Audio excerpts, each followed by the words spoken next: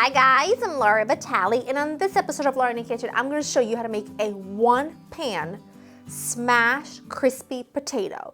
Now, the whole smashed crispy potato in the oven thing has been popular for a couple of years, but this is a whole new method to me that I've shared with you on Instagram. It's gotten rave reviews. So many of you wanted an in-depth video, so I said, might as well. You can serve these along with any main dish at this time of the year. If you are serving a roast, if you're serving a tenderloin, whatever you're serving, these are the perfect thing. They never have to go into the oven. So if you have a busy hot oven with lots of things in there, this is one less thing that has to go in it. So you need a high-sided skillet. Now, it's important that your potatoes are in here in one layer. These are baby red skin potatoes. Baby Yukon Gold potatoes will do. I wash them really well, and you can see they're all in there in one single layer, and there's only enough water to go about an inch higher than the potato. That's really important because the more water, the more your potatoes are going to absorb all that water and therefore not give you a crispy result. Now, you can do plain water. I like to do a little bit of chicken bouillon powder because flavor, duh. And you're gonna need a good amount of olive oil. For this amount of potatoes, you'll need between 3 and 4 tablespoons. Don't be frightened by that. You need that fat because once the water has evaporated, that oil in there is gonna crisp up those potatoes perfectly. Then you need a good healthy pinch of salt. And all you're gonna do at this point is bring this to a boil, let it simmer. When it's halfway evaporated, I'll show you the next step. All right, so you can see we're at the point where the water has been, I would say it's like evaporated about halfway, which is exactly what you want. Now I'm gonna introduce some herbiness, some herbaceousness, some garlic, because it's a vibe. Who doesn't love garlic and herb roast potatoes? This is like that, but better and easier. You gotta take whole cloves of garlic. I'm not even gonna bother to peel them. You can take as many or as few as you like. I do like to crush them like that because what happens is we are going to add them to this stage.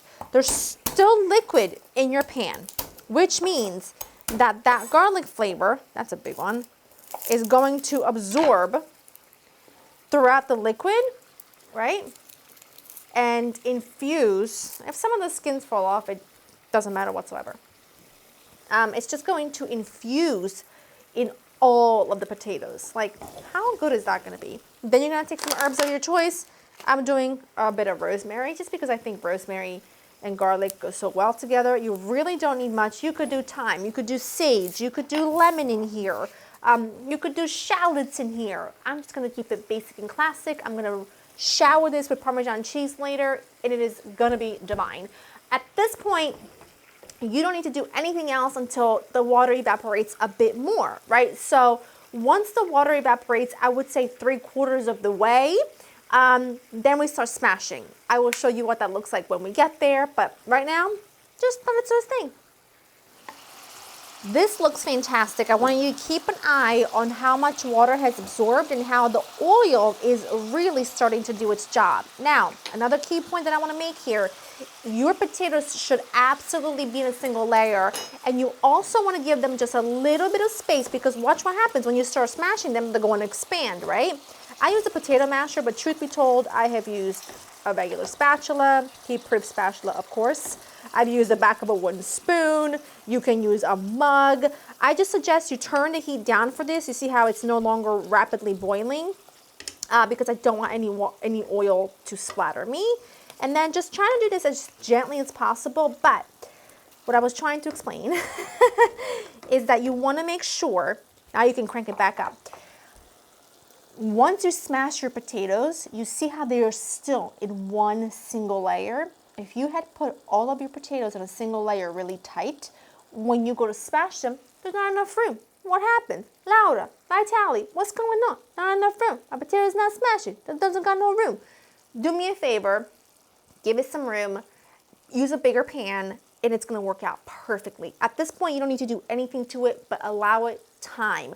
I'm gonna keep it at a between medium high, and medium is always like the sort of sweet spot when it comes to crisping anything up, searing anything up, because medium high can burn it. Medium can absorb a little too much oil, but right in between is the perfect spot. All you need to do here is give it time. the remaining water is going to evaporate, and the oil that we added in the beginning is going to start doing its job of crisping your potatoes. You don't have to do anything to it. Halfway through, I would say when the bottom is nice and golden crispy, you're going to flip them. It's going to be about 5 minutes from this point forward. So just keep an eye on them. Don't walk away because you don't want to burn them.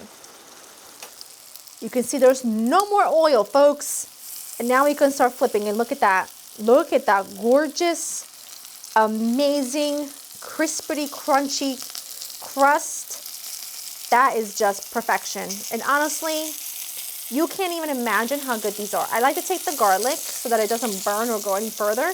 And you can put it on top at this point, on top of the potatoes, so that it doesn't cook any further.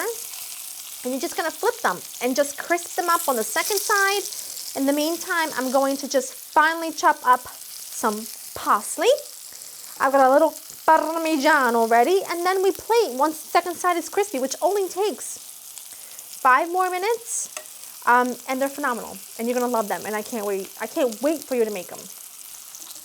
These are done. They are perfectly crispy on both sides. They have absorbed flavor, they have texture, they're pretty phenomenal. The only thing I would say is that just be careful not to use too much water, not to use too big of a pan, not to use too small of a pan.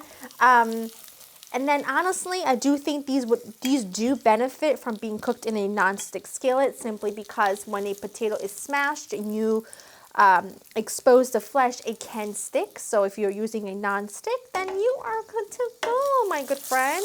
You can serve them just like this, and they're pretty phenomenal. They're kind of outstanding. My sister has called them the best potatoes she's ever had. And that's saying a lot because I make a lot of potato recipes. A little bit of salt, because the salt is not going to hit the exposed part of the potato, even though some already went in there because we added it to the boiling water. A little bit of herbage, just because I think a little freshness is nice. I like a little heat.